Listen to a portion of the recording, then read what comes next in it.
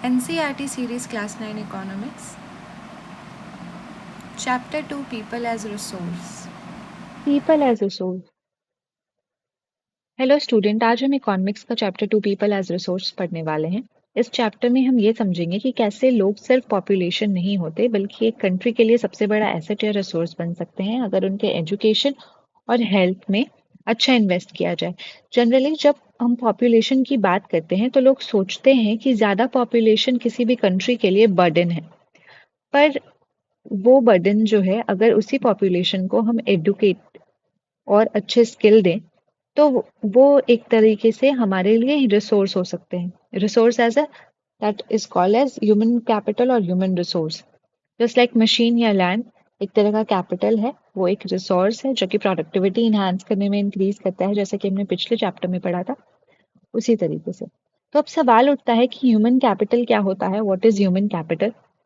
तो simple language में human capital का मतलब होता है कि जब लोगों को स्किल सेट, नॉलेज और हेल्प दिया जाए, जैसे कि मशीन में इन्वेस्ट करके उनकी कैपेसिटी बढ़ाई जाती है, वैसे ही अगर लोगों को हम एडुकेट करें अच्छा और उनके लिए अच्छे स्कीम्स पॉलिसी बनाए एजुकेशन की, जैसे कि अभी आपने हाल फिलहाल देखा कि सक्सेसफुल जो years of 5 successful years of NEP मनाया जा रहा है, नेशनल एजुकेशन पॉलिसी। तो इस तरीके से अच्छे एजुकेशन सिस्टम लाएं, अच्छा हेल्थ फैसिलिटीज दें, तो लोग रिसोर्स में बदल जाते हैं, ठीक है, उनकी कैपेसिटी बढ़ जाती है और लोग इसी तरीके से ज़्यादा प्रोडक्टिव हो जाते हैं। एग्जाम्पल के लिए बुक में जैसे आपने देखा है कि बुक में शकल और विलास की स्टोरी दी गई है। दोनों का बैकग्राउंड सिमिलर था, लेकिन शकल ने एजुकेशन ली और सिर्फ डेवलप की, आखिर में सॉफ्टवेयर इंजीनियर बन गया। विलास के पास ना एजुकेशन थी ना हेल्थ फैसिलिटीज थी, इसलिए वो अनएम्प्लॉयड ही रहा। अब यहाँ पे बात करते हैं कि लाइबिलिटी और एसेट क्या होता है। अगर कोई पॉपुलेशन अच्छा से ग्रो नहीं कर पा रहा है तो वो क्या होता है, सीधे आपका बन जाता है लाइबिलिटी। ओके, वो लाइबिलिटी बन जाता है। और फिर उसके बाद अगर कोई है कि वो अच्छे से ग्रो किया और उसके पास एजुकेशन हेल्थ आया, जैसे कि यहाँ पे मैंने अभी बोला कुछ देर पहले कि जो सकल था उसने बहुत अच्छी पढ़ाई की और वो एक सॉफ्टवेयर इंजीनियर बना, तो वो एक एसेट हो गया। इसी तरीके से अ, लेकिन अगर उस पॉपुलेशन में इन्वेस्ट किया जाए, स्कूल्स, कॉलेज, ट्रेनिंग सेंटर्स, तो वो लोग एसेट बन जाते हैं, ये तो तय है। लेकिन लाइबिलिटी ऐसे लोग को कहा जाता है जो अगर किसी कंट्री की पॉपुलेशन अनएडुकेटेड, अनहेल्दी हो तो वो इकोनॉमी पे बोझ बन जाती है और उसी को हम लाइबिलिटी कहते हैं। ओके, फिर उसके बाद है अपना एग्जाम्पल अगर हम जापान का लेते हैं तो वहां पे हम ये देख सकते हैं कि जापान के पास क्या है, जापान के पास जो है वो नेचुरल रिसोर्स कम है, लेकिन उन्होंने अपने लोगों को बहुत अच्छे से एडुकेट किया है, बहुत अच्छे से हेल्थ फैसिलिटीज दी है और आज वो एक डेवलप्ड कंट्री है और उसका हमेशा पैरामीटर ऊपर रहता है डेवलपमेंट में। ठीक है, वर्चुअस साइकिल और विशियस साइकिल की भी बात करते हैं अगर हम, तो क्या होता है कि ये सब आप आगे पॉवर्टी वाले चैप्टर में भी पढ़ेंगे, लेकिन मैं आपको बस ऐसे ही बता दे रही हूँ कि वर्चुअस साइकिल होता है क्या। Virtuous cycle versus VCS cycle. Virtuous cycle ये होता है कि एडुकेटेड पेरेंट्स जो होते हैं वो अपने बच्चों को भी अच्छी एजुकेशन देते हैं, तो वो एक वर्चुअस साइकिल में जाता है। विशियस साइकिल ये होता है कि पुअर और अनएडुकेटेड फैमिलीज जो होती हैं वो एजुकेशन अफोर्ड नहीं कर पाती हैं और पॉवर्टी के साइकिल में कंटिन्यूटी करते जाती हैं। इकोनॉमिक एक्टिविटीज और सेक्टर की बात करें, ओके, अगर इकोनॉमिक एक्टिविटी और तो ये हमारा ओवरव्यू था।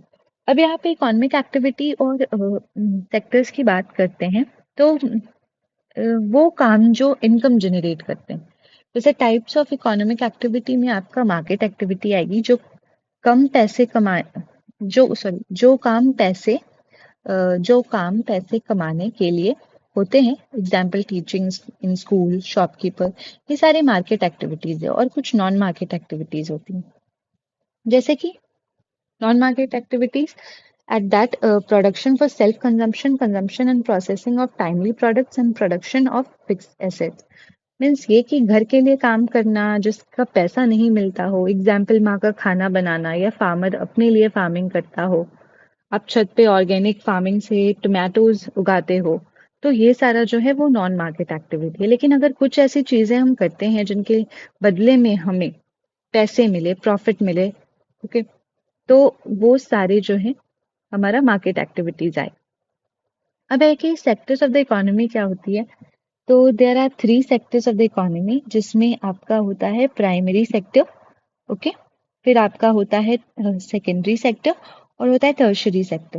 प्राइमरी सेक्टर में जैसे कि खेती, फिशिंग, फॉरेस्ट्री, मैन्युफैक्चरिंग में आपका ये सेकेंडरी सेक्टर में आपका मैन्युफैक्चरिंग हो गया, कंस्ट्रक्शन हो गया, ठीक है। और टर्शरी सेक्टर में आपका health, tourism, transport, banking, insurance, ये सारी तरीके की चीजें आ गई। अब यहाँ पे है कि अगर वुमेन का वर्क देखें तो बहुत सारी मेनी वुमेन घर में काम करती हैं, ठीक है, कुकिंग, क्लीनिंग, चाइल्ड केयर, ये सब इकोनॉमी के लिए जरूरी है, क्योंकि ये किसी ना किसी तरह से हमें इनडायरेक्टली हेल्प करता है फ्लरिश करने में। अगर मम्मी हमें खाना बना के घर से नहीं देंगी तो हमारा हेल्थ बिगड़ेगा, हेल्थ बिगड़ेगा तो हम स्कूल में अच्छे से पढ़ नहीं पाएंगे। तो they are very very good. The homemaker is one of the best contributor to our economy. भले उनका मोनेटाइज नहीं है चीजें, लेकिन ये सब काम इकोनॉमी के लिए जरूरी है, लेकिन इससे इनकम में काउंट नहीं किया जाता, क्योंकि ये इसमें कोई इनकम नहीं होता है। इसमें जस्ट लाइक कि एक प्यार रहता है माँ का बच्चों के प्रति, एक केयर रहता है, कंसर्न रहता है, जिसकी वजह से बच्चे अपने फील्ड में तरक्की कर सके, वो एक तरीके से इकोनॉमिक एक्टिविटी में पार्टिसिपेट कर सके। तो ये सारी चीजें होती हैं। अब यहाँ पे अगर पॉपुलेशन की एजुकेशन और गुड हेल्थ है तो वो हाई क्वालिटी रिसोर्स बन जाता है, ये तो फॉर श्योर है। अब यहाँ पे है कि एजुकेशन कैसे होती है, स्किल इम्प्रूव होते हैं, जॉब अपॉर्चुनिटीज बढ़ती हैं, इनकम भी इम्प्रूव होता है। हेल्थ की बात करें तो हेल्थ लोग ज्यादा काम हेल्दी लोग जो होते हैं वो ज्यादा काम करते हैं, ओके। और इस तरीके से क्या होता है, प्रोडक्टिविटी बढ़ती है, गवर्नमेंट के लिए भी बर्डन कम हो जाता है।